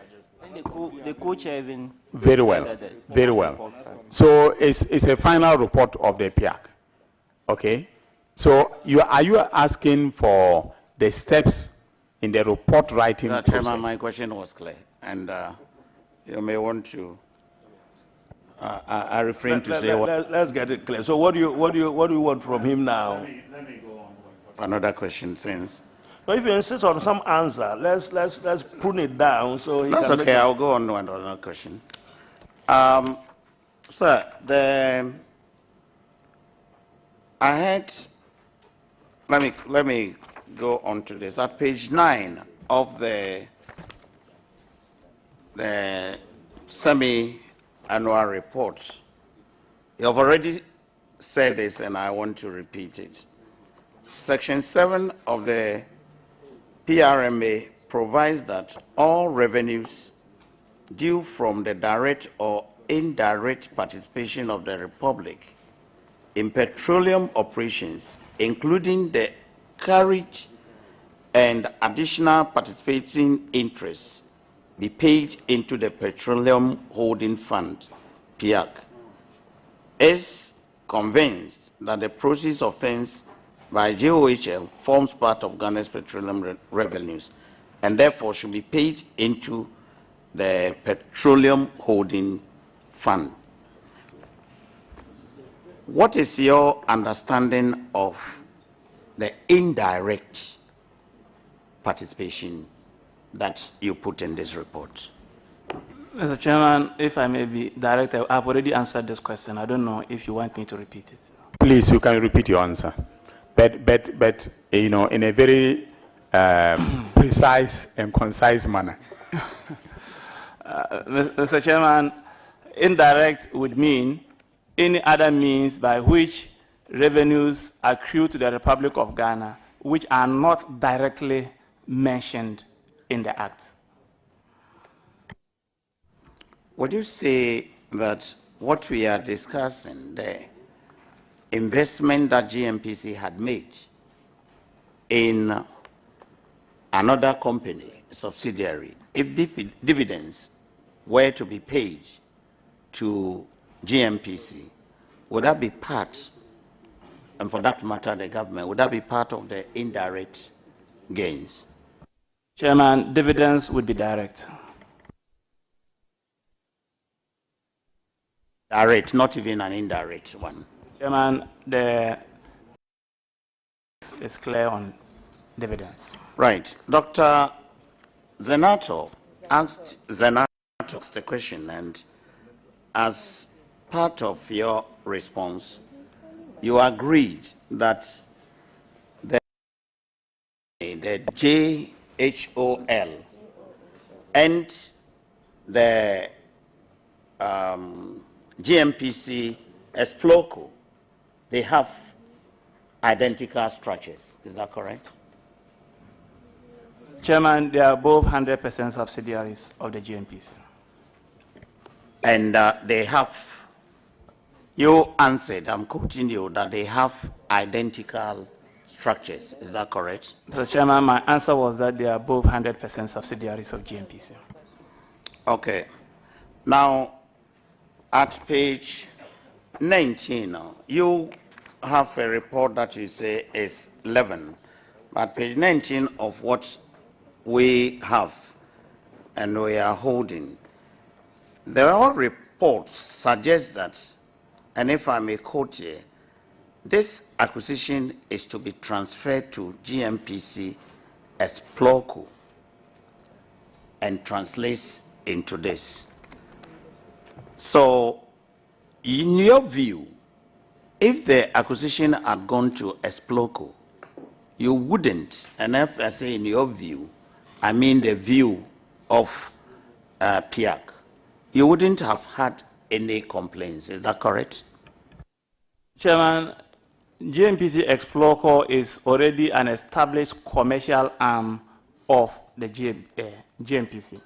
And so, and GMPC had communicated this, to PIAC that this would be the entity that would be holding this interest. Now, our understanding when that communication was made was that in the final treatment of whatever would be coming in terms of revenues, it will come to the PHF. That is the understanding of PIAC. So in actual fact, even if it had been transferred to GMPC Esploco, PIAC would still have held the same position if Esploco intended to use the monies for its private whatever. So my question, what do you mean, or what is the meaning here at page 19 when you say that the acquisition should have been transferred to Esploco, when you know that it has similar or identical structure with JHOL? Chairman, that was in the interest of corporate transparency and accountability. So, Chairman, they communicated to a statutory body established by this House through an enactment that it would be transferred to one company, and they did the other. Thank you. I find it very difficult, Mr. Chairman, to admit or actually comprehend what the witness is saying. There are two agencies, subsidiaries that GMPC had created. And the witness is saying that if the payment or the interest, the investment had gone to A, he wouldn't have a problem. But if it had gone to B, now that it is with B, he has a problem. Would the witness tell us why you are not comfortable with this arrangement? Mr. Chairman, I don't think we said exactly that. I don't know. Maybe I have to be guided properly. No, please, fine. You can either clarify or repeat your earlier answer. Mr. Chairman, JOHL was not a registered company in Ghana, even at the time.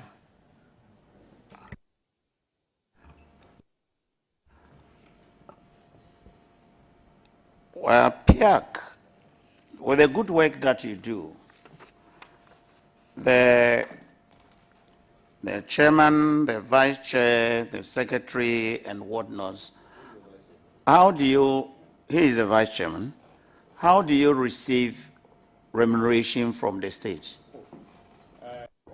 Please, you are not, obliged to answer that question. The question is out of context and out of order. Let's say maybe he's developing something on top No. This is foundation. No. This is foundation. Prima facie, the question is out of order. Yes. Please. Is your salary based on a percentage of the revenue that Ghana accrues? No, I don't think you should answer that question. Sure. I think yes. I don't think you should. I don't think you should answer that question, because yes, what is the relevance of the question? What is the relevance of this question? Where are you headed? Where are you headed with this? I want to invoke Standing Order 197 so that you can rule on it and we settle this matter once and for all. Order 197 provides the deliberations of a committee shall be confined to the matter referred to it by the House, and any extension or limitations to it made by the House, and in the case of a committee on a bill, to the bill referred to it, and relevant amendments.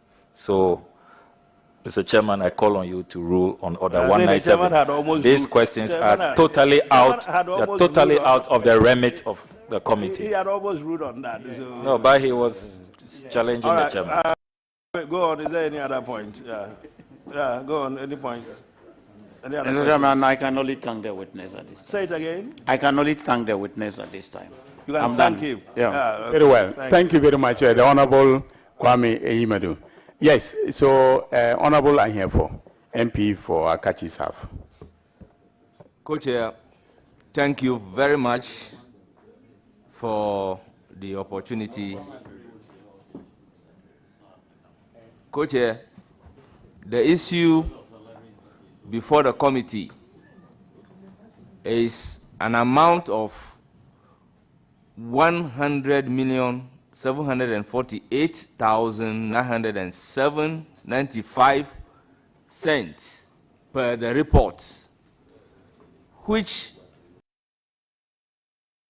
into the Petroleum Holding Fund has not been paid into the Petroleum Holding Fund.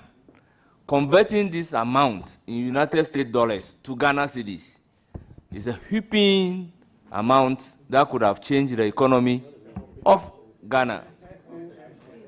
Mr. Chairman, I am clear with the evidence given by the witness, and I intend to ask him no question. Let me finish my. What does it mean? He's satisfied. The member is satisfied that used by the member, and he doesn't intend to ask the witness any more questions. Yes. So. I'm surprised. Well, that's your opinion. Alpha, a very good friend of Samuel Kujeto Ablakwa.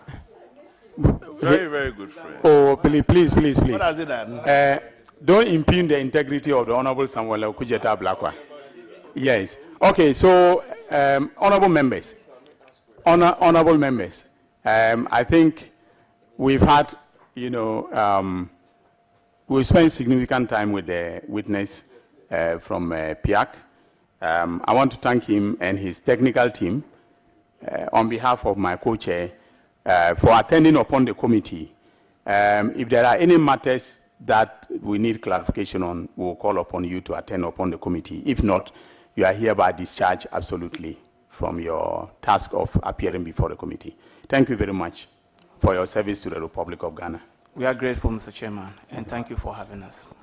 Before you leave, be mindful of this. GMPC is coming to give evidence. It might be in your interest to sit down there if you have the time. If you don't, nobody's forcing you. But you might want to hear what they say. I'm so clear in my mind, they won't be endorsing everything you've said so far. So if you want to sit down and listen to them, fine. If not, yes. The suggestion is that we do a lunch break. So we will have one hour lunch break and return here at 3:30. At 3:30 is fine.